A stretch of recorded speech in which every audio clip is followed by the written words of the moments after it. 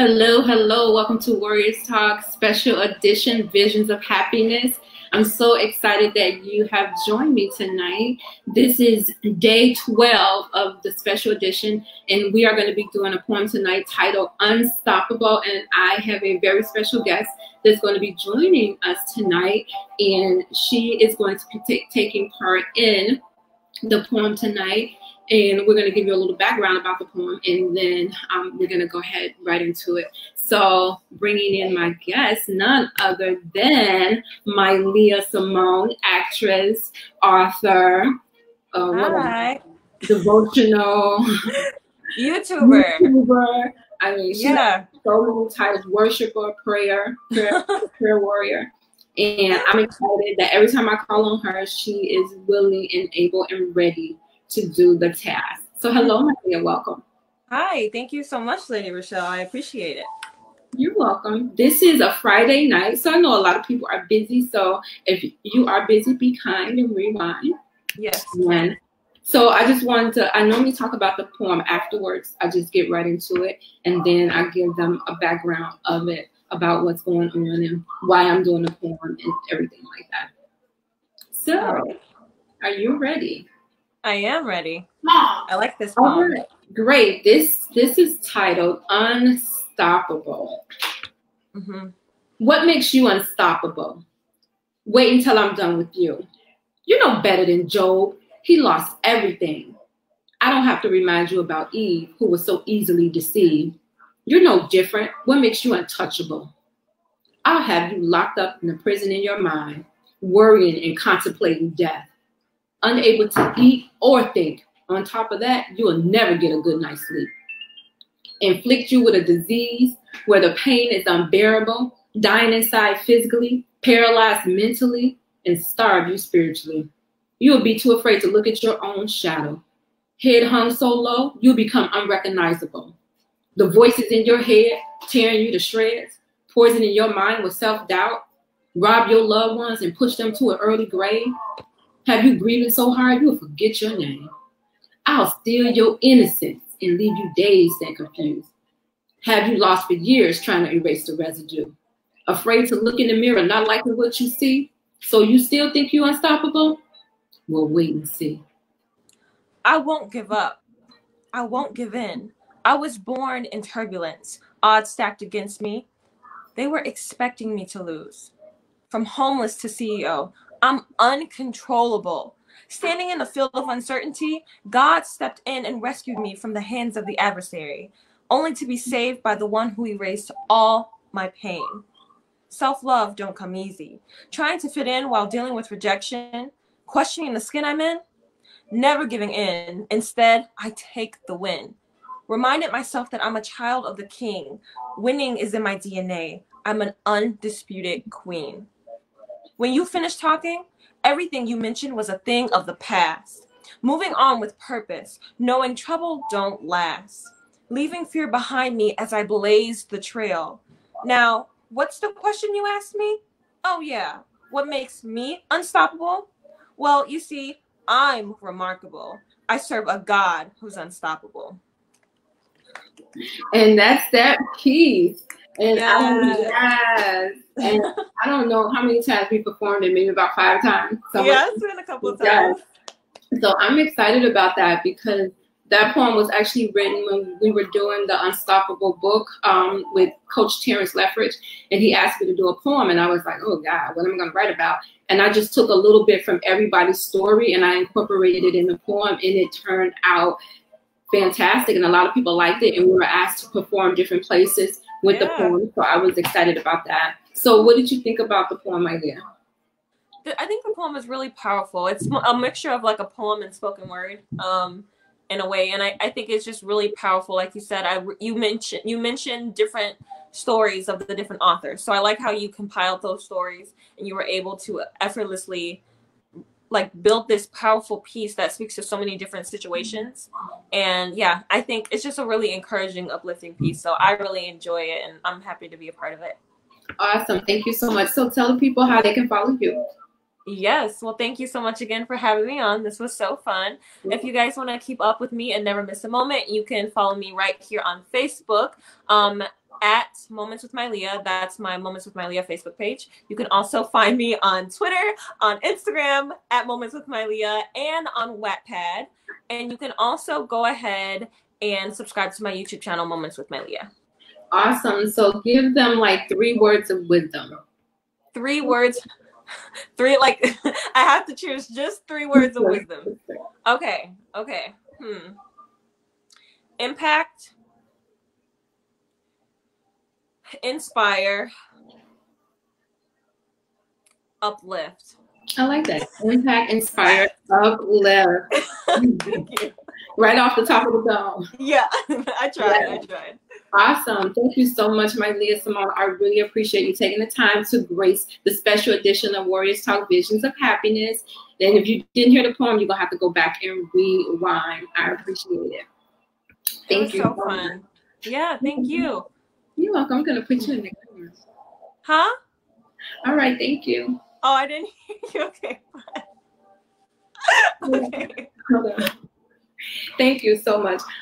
So I'm glad Mylia decided to join me tonight. She was part of the inspiration when I did the poem, and we're talking about being unstoppable. So the poem came about not just from cancer survivors, but it was different individuals. Somebody was homeless. Somebody was had like self-love. They had to build up their self-love because they was doubting themselves.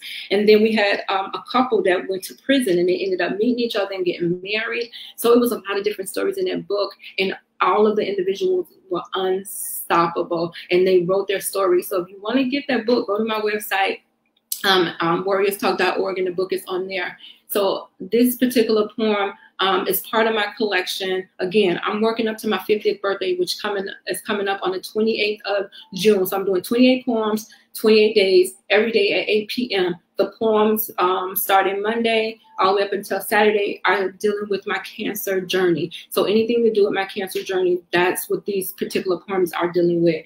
I felt like going through my journey, I had to be unstoppable in order to survive. If you looked at my Facebook page today, I posted me getting my hair cut.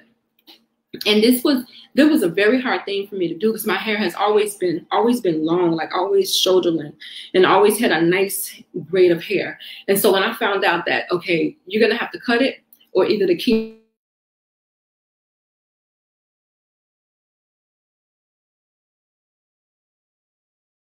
she dodged me a couple of times because it was emotional for her too. You know, a friend of 30-some years, and she's going through cancer, and she's asking me to cut her hair. But I figured, who better else can do the honors than cutting my hair than her, because she was my hairstylist anyway. And so one day, me and my mom was at the Black Women's Expo, because I kept trying to get her attention. You know, come on, cut my hair. And she's like, okay, well, I'm busy. I could do it this time. And she kept kind of like throwing me off, and I knew she was kind of nervous. And so we was at the Black Women's Expo, and we was like down the street from my house. So I called her and I go, hey, you at home? She's like, yeah. I'm like, what you doing? She's like, nothing. I was like, all right, I'm on my way over there for you to cut my hair. And she was like, so I got over there, and she took me in her room, and we just had our little quiet moment, me, her, and my mom.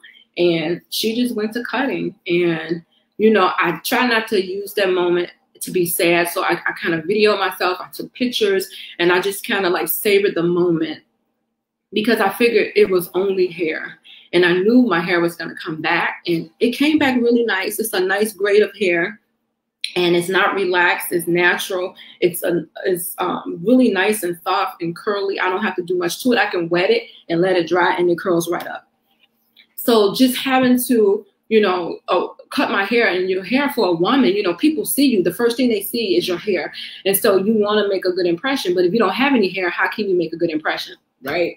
So what I did was, when I cut my hair, I brought a wig that was the same length, same style as my hair, and I wore it. So nobody knew I cut my hair other than the people who was in their room, which was the 2 people, my mom and my best friend. So I didn't want nobody to see me bald. I didn't want to see me bald. I couldn't even embrace myself bald. I was like, okay. You know how when you don't know how your head is shaped until you have a bald head, you know? So I was like, God, I don't want to see myself bald. And I didn't want to have to explain in public, why you bald? Are you all right? You know, I didn't want to have to explain. So I just brought a wig, looked just like my hair, until my hair started growing back. Once my hair started growing back, and I had like maybe an inch, then I started wearing my own little curly hair and just wear my little fro until it started growing out. And here we are. Years later, I cut it in 2014, I'm sorry. And then I cut it a year later, really short. My girlfriend cut it really short into this little funky pixie style. And then it's been growing ever since. So I'm just grateful. I'm grateful to be here. I'm grateful that I got through it. So if you're going through a cancer journey or you're going through anything where it involves losing your hair, just know that God would bless you with a better grade of hair. So thank you so much for, and the message in that is stop, don't hold on. Don't hold on to things that has the possibility to show up and show up better than it was before. And that was my hair. I am not my hair. That's the song I should play tonight. Anyway, thank you so much. I appreciate you guys for listening, just coming in and listening, because you don't have to. Oh, thank you so much, Ioana. I appreciate you. She said, same here. Don't hold on to the hair. It's going to come back, and you're gonna appreciate it when it comes back, because we do so much to our hair. We damage it, we color it, we cut it. We just do so much. We put relaxers in it, but don't hold on to it. When it comes back, it's going to be better than it was before. God is going to make you brand new. You just got to trust him. You just got to trust him. So thank you so much. I appreciate you. Join me tomorrow's Saturday. So join me tomorrow. Again, all of my poems up until tomorrow are centered around my cancer journey. So I will be doing this all the way up until the 28th until I turn 50. And then when I turn 50, I got a big announcement I'm going to make. So I'm excited about that. She says, true. So you know how good God is. You already know. I have a big announcement to make on my birthday. So stay with me, hang with me. If you don't catch it live, just be kind and rewind. So this is day 12 of Visions of Happiness, which is a special edition of Warriors Talk. This is my poem collection that I have been working on for the past 10 years, and I'm finally done. So I'm sharing it. I'm sharing it out with just anyone who wants to listen and who wants to be encouraged. So thank you so much. And this is Lady Rochelle, author and founder of Warriors Talk, where we are changing lives one warrior at a time. Thank you so much. See you tomorrow.